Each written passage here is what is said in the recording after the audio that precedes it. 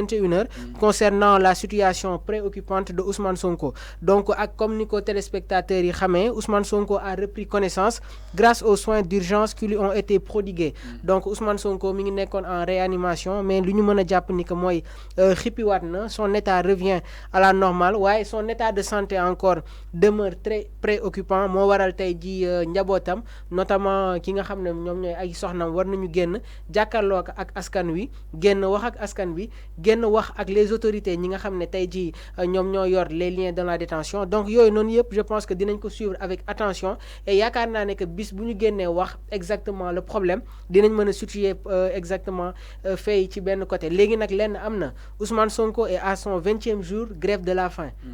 Extrêmement terrible ce qui se passe dans ce pays-là. Et c'est dommage encore une fois que nous ñuy arriver à ce stade-là pour ne pas brouiller li nga xam ne moom mooy débat bi encore une fois. Je pense qu'on va suivre avec attention cette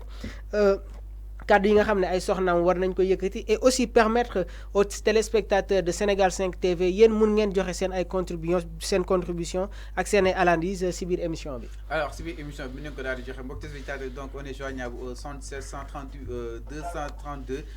68 73 ngeen daal ñuy jot ngeen daal di wax seen xalaat par rapport ak li nga xam ne moo di la situation actuelle du pays. Micro baa ngi marché je pense. Alors donc neen donc ñu joueur ñu 78 232 68 73 par rapport ak wàllu wu ni mel daal di wala mën a waxtaane jëm si li nga xam ne moo di kaw Ousmane Sonko. jëm li nga xam ne moo di actualité bi jamono ji nag boobu ba tey ñu doon daal di xaar ana lan moo daal di nekk si ginnaaw wàllu wu ni mel parce que si gisoon neen beaucoup de choses xew na fi entre temps Mamour dem sax ba kenn naan mooy jabaru Ousmane Sonko nekkoon si beneen profil wax que ni yóbbu na ko li nga xam ne moo di lekk mais ñoom ñoo ko nangul jox mu daal di lekk exactement. am na sax ay demandes yi nga xam ni itam am na si allant dans sens que ni du ki nga xam ne moo di Anna Diamanka audio yi di daal di partagé wu un peu partout ma ni kon tey jii beaucoup de choses dina daal di leer venant d'elle. Waaw, je pense que comme niñ ko waxee ça a été une sortie inattendu parce que tàmmuñu woon di gis tey jii famille Ousmane Sonko en dehors de son frère bi nga xam ne génnoon na yëkkati ay kàddu mais tey jii suñu demee ba ay soxnaam war a exprimer wu concernant la situation seen borom kër, concernant la situation d'un leader politique. Donc je pense que c'est une très bonne chose et qu'aujourd'hui il y a des thèses yoo xam ne dañ ko doon évoquer. Il y avait eu trop de polémiques concernant li nga xam ne moom mooy alimentation wu Ousmane Sonko ñi ngi naan est-ce que lekk yu ko famille moom di indil mi ngi koy recevoir. D'autres disent que Ousmane Sonko bëggul jël lekk yi nga xam ne mi ngi jugee ci biir prison bi wala bi mu nekkee fa li nga xam ne moom mooy pavillon spécial. Donc ci côté boobu noonu je pense qu'on avait alerté ces avocats pour ñu indi encore une fois une clarification concernant exactement qu'est-ce qui se passe. Su fekkee njabootam ñi ngi koy indi lekk c'est quoi le problème lan moo tax jotu ko. Donc tey jii ñoom dinañu gën a indil une clarification pour ñu xam exactement c'est Ousmane Sonko ndax grève de la faim bi dañ ko forcer parce que su ma nee dañ ko forcer ki nga xam ne tey jii jàpp nañ ko am na droit bañ a lekk yi nga xam ne mi ngi jugee ci détention am. maa ngi lay jox benn exemple même ki nga xam ne moom mooy Karim Wade temps yi ñu ko jàppee woon suñ ko daan indil ay lekk dañ ko doon kàdnaare suñ koy tijji dañ koy def ci kanamam. Même Clédor Sène à un moment donné quand il était dans les liens de la détention il ne faisait pas trop confiance aux aliments qui provenaient fi nga xam ne moom mooy ci biir prison bi. Donc je pense que tey jii tout homme boo xam ne yaa ngi ci biir prison bi jàpp nañ la d'accord justice teg na la loxo mais tu as toujours tes droits. Léegi nag dañ nekk ci contexte boo xam ne des Sénégalais se posent énormément de questions. En tout cas j'espère encore une fois que tey jii soxna yi nga xam ne war nañu génn tey jàkkaarloo ak askan wi suñu lancé wee seen message autorités yi war nañu delluwaat ginnaaw encore une fois essayer d'apporter des solutions allant dans ce sens. Fallou Ousmane Sonko est à son 20e jour de grève de la faim et que xam nga lii mënul continuer. S'il continue comme ça nit boo xam ne toog nga benn biir lekkoo naanoo mais c'est la mort qui vient après. Il faut toucher maanaam fi nga xam ne foofu moom mooy metti. Non il faut appuyer sur la plaie parce que waratuñu nekk sax di wax ne nii la war a demee wala niiwul demee. Il y a des conséquences te dalay leer ne que nit bu toog plus de 15 jours def grève de la faim tu as des séquelles. Regarde ce qui se passe avec le cas de Pape Alé Niang. soo ko gisee tax tu sens que il est un peu fébrile par rapport ak Pape Alé bu ñu doon gis auparavant parce que grève de la faim bu mu déclenché woon dafa metti trop. Hannibal Djim tey jii anamu ñi ngi ñuy wax mi ngi en réanimation ki nga xam ne moom mooy Pape Abdoulaye Touré ak ñeneen ñoo xam ne tey jii déclenché nañ loo xam ne à l'avenir ça aura des conséquences. Moo waral tey jii ngay gis ñu nekk Pastef nekk ci beneen côté bi de supplier Ousmane Sonko à ce que mu arrêté grève de la faim léegi nag il faut le dire c'est un leader politique et que Fallou nit ki su fekkee tey jii amoo benn force tu peux pas aller dans une réflexion approfondie donc comme ni ko suñu analyste boobu di ko waxee Ousmane Sonko doit retrouver la plénitude de ses facultés mentales pour être en pleine forme de ses facultés physiques donc yooyu noonu yëpp en tout cas je pense que il faut que ñu jël ko en charge pour avoir vraiment une solution bu ñu koy indil si wàllu boobu noonu. Alors pour avoir une solution wax nga ko sànq beaucoup de choses sont passées entre temps par rapport ak mbiru ki nga xam ne que moo di Ousmane Sonko entre fake news ak li nga xam ne que moo di justement ay manipulation jëm studio yi nga xam ni itam doon nañ ko daal di partager faisant état que ni Anna Diamanka moo doon daal di wax que ni ki nga xam ne que moo di borom këram ñu ko doon indi li nga xam ne que moo di ñam te mënu see daal di jot man ni kon am kenn koo xam ni itam génn na weddi ko exactement man ni kon tey jii seen discours dinañ ko daal di li nga xam ne que moo di accentuer le plus par rapport ak li nga xam ne que moo di dimension bi nga xam ni itam ñan na grève de la faim bi suñu xool Mamour nag pendant li nga xam ne que moo di 2016 ba tey mi ngi bëgg a yàgg nag ba tax Ousmane Sonko fu mu toog di leen gërëm que ni wax naa leen bu ñu wax si li nga xam ne que moo di presse bi ak lépp lu mën a xew leen gàddu li nga xam ne que moo di le silence donc le fait que ñuy génn c'est-à-dire coincé na leen li nga xam ne que moo di si mur bi daal di wala mën a démentir beaucoup de choses bi nga xam ni itam xew na fi entre temps parce que gis neen aana ba doon jëli ki nga xam ne que moo di Ousmane Sonko sa réaction bi nga xam ni itam am na ko si allant dans ce sens. Le problème c'est qu'il y a une certaine injustice caractérisée encore une fois qui s'abat aujourd'hui sur li nga xam ne moom mooy côté opposition bi Fallou nit ki soo koy topp di ko dàq ji ba amatul fu mu jaar day obligé wëlbatiku jàkkaarloo ak yow Ousmane Sonko bi ñu koy jàpp vendredi boobu on a vu la réaction de l'une de ses épouses ba après sax waa kër gi ñoom ñoo ko mujjee tey donc loolu yaakaar naa ne que benn constat la léegi nag suñu ñëwee ba si jamono jii nii ñuy gis yenn réaction yi mooy on a des problèmes yooyu noonu fan la commencé y a un acharnement terrible boo xam ne tey jii nii mi ngi dal si kaw société bi léegi nag maa ngi la ko doon wax c'est dommage qu'on arrive à ce stade là alors que nos autorités sont restées encore insensées par rapport à cette situation on a atteint le summum du cynisme politique yaakaar naa ne que politique warul jar yenn yi et que suñu delluwaatee ci ginnaaw suñu defee li nga xam ne moom mooy métacommunication lan moo indi tous ces trucs là du viol la woon Ousmane Sonko ñu daan ko ci li nga xam ne moom mooy lan corruption de la jeunesse mais bi xale bu jigéen bi taxee ne man dañ ma violé ay éléments génn yaakaaroon ne woon ne que moment boobu noonu waruñu woon jël ce dossier là classé ko sans suite mais ñu jàpp dossier bi jàpp justice bi di ko instrumentaliser di ko politiser à l'époque on était à 14 morts les événements de mars tey jii nii ñu ngi ci ñaata morts il faut encore une fois que ñuy wax li nga xam ne moom moo am y a une injustice qui se passe actuellement dans ce pays léegi nag les Sénégalais sont en train encore une fois di xool l'évolution politique de cette population Ousmane Sonko pèse très lourd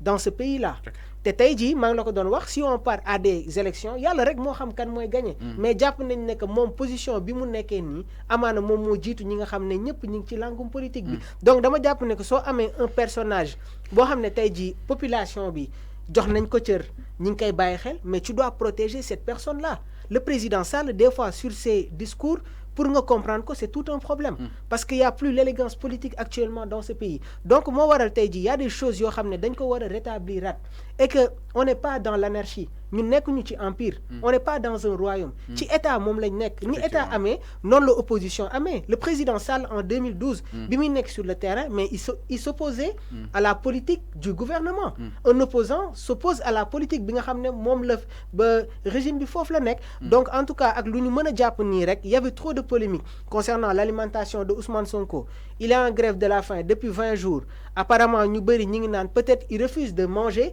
les aliments yi nga xam ne ñi ngi ko koy indil mais il a le plein droit ba tey jii nit boo xam ne maa ngi la koy wax sooy def grève de la faim chaque jour dafa am médecin yoo xam ne dañuy ñëw saytu la sànq on a vu y a un communiqué de presse qui a été sorti pour wax le cas de Ousmane Sonko xam naa sax dinañ ko wan les internautes de Sénégal 5 TV pour ñu gën ko lire donc c'est des choses yoo xam ne actuellement ça pèse dans l'actualité politique na suñu gouvernants yi ñi nga xam ne ñoom ñoo ñu jiite xam ne que askan wi moom moo leen fi teg et que sous élection jotee askan bi ñoom ñooy demaat dem ci urne voter. Donc avant ñuy yeggaat encore une fois dans des circonstances wala ci ay situations yoo xam ne kenn ñaanu ko yàlla nañu rétablir les faits là avant que le pays sombre encore vraiment dans des problèmes yoo xam ne kenn mënatu ko xam. ay problèmes yoo xam ni itam kenn mënatu ko xam mu nekk li nga xam ni itam am na solo bu baax a baax maamu pour ñu séegulu mën a bàyyi xel parce que instant bii nii li nga xam nekk moo di jàmm réew mi nag il faut que toutes les parties prenantes daal si dugal seen loxo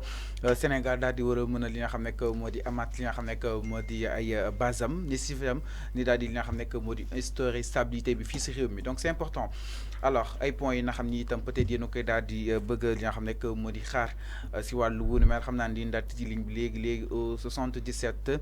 au 78 232 68 73 ngeen daal di joxe seen xalaat en direct daal di ànd ak yéen téléspectateurs yi nga xam ni itam yéen daal di bàyyi xel bu baax a baax travers li nga xam ne moo di la 5 TV Sénégal mu nekk li nga xam ne moo di à peu près événement bi nga xam ni itam sénégalais ñu ngi koy daal di xaar avec impatience jëm c'est la sortie bu ay li nga xam ne moo di njabootu Ousmane Sonko parce que boobu ba tey nag li nga xam ne moo di version yi mi ngi daal di circuler ñii di wax lii ñii di wax lële même je pense que sax li nga xam ne moo di peut-être ces avocats am neen possibilité daal di gis ki nga xam ne mu di Ousmane Sonko comme l'avait dit le ministre de la justice Ismaïla Madior Fall waaye quand même ay famem nag warati nag ay soxnaam bokk na ñu ko gën a jege tey avant tey mi ngi wax lu am solo. nee na fii Sonko toll nii ñoom itam de sujet wàllu bu am solo. effectivement pour daal di koy war a mën a reconforter. mais effectivement comme maa ngi la ko doon wax sànq aujourd'hui je pense que soutien de sa famille dafay am solo trop léegi nag suñu demee ba tey jii ay soxnaam di génn di wax moo lay wan ne que on a atteint encore une fois le summum du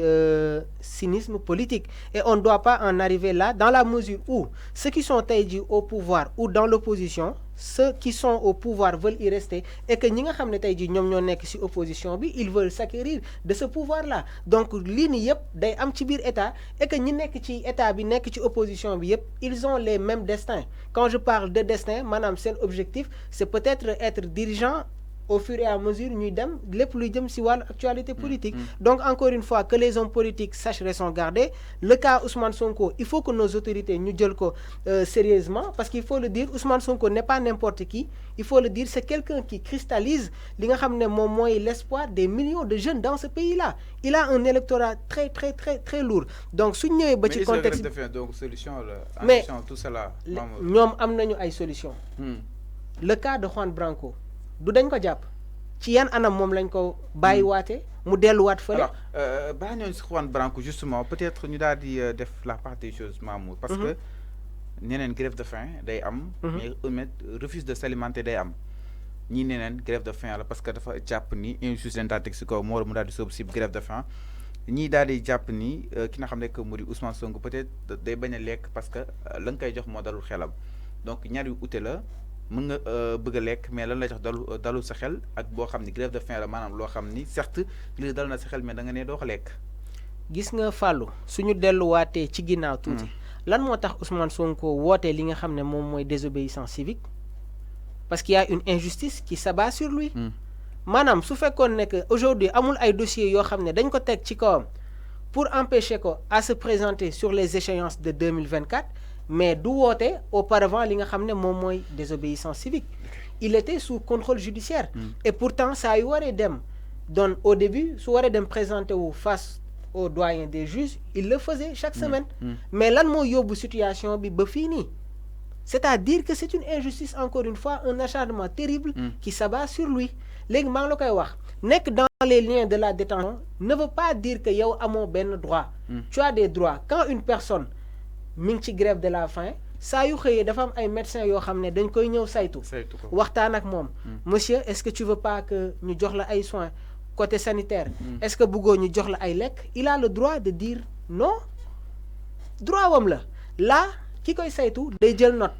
transférer ko aujourd'hui aux autorités compétentes loolu plein droit la léegi nag problème bi xam nga fan la est-ce que Ousmane Sonko alimenté wul wala yeneen ak yeneen c'était un débat boo xam ne depuis un certain temps ñun ñi ngi topp ci ginnaaw pour xam exactement la réalité des choses yaa ngi xool si sur les précédents débats on avait soulevé que est-ce que les avocats waruñu woon génn éclaircir li nga xam ne moom mooy situation bi mi ngi nekkoon ay doute ñi ngi naan bëggul lekk prison yi ok Siré Sy am na ay kàddu yoo xam ne sax yëkkati woon na ko nee na Ousmane Sonko doit faire attention ci lekk yi nga xam ne ñi ngi ko koy jox maa ngi la doon wax le cas de Karim Wade buñ ko daan indi lekk mais c'était sécurisé Clédor Sène biñ ko téye woon biñ koy indi lekk avant ñu koy ibbi day toog moom assister ko pour ñu xool kenn du si def dara mais man jàpp naa ne que su fekkoon ne que ñi ngi doon bàyyi lekk yi nga xam ne mi ngi jóge biir këram di ko yóbbu ci prison ba mais effectivement yaakaaroon naa ne que dina ko jël léegi nag lu si mënti xew on va attendre encore une fois ñi nga xam ne ñoom ñoo nekk ak moom ay soxnaam suñu génnee dinañ am des éclairements yoo xam ne di la leer nañ y a les autorités qui sont sorties am nañu ay version ci beneen côté bi amaat nañu ay yeneen version donc aujourd'hui je pense que c'est la famille qui va trancher au milieu Fallou. Alors donc ñoom la ñuy xaar parce que aussi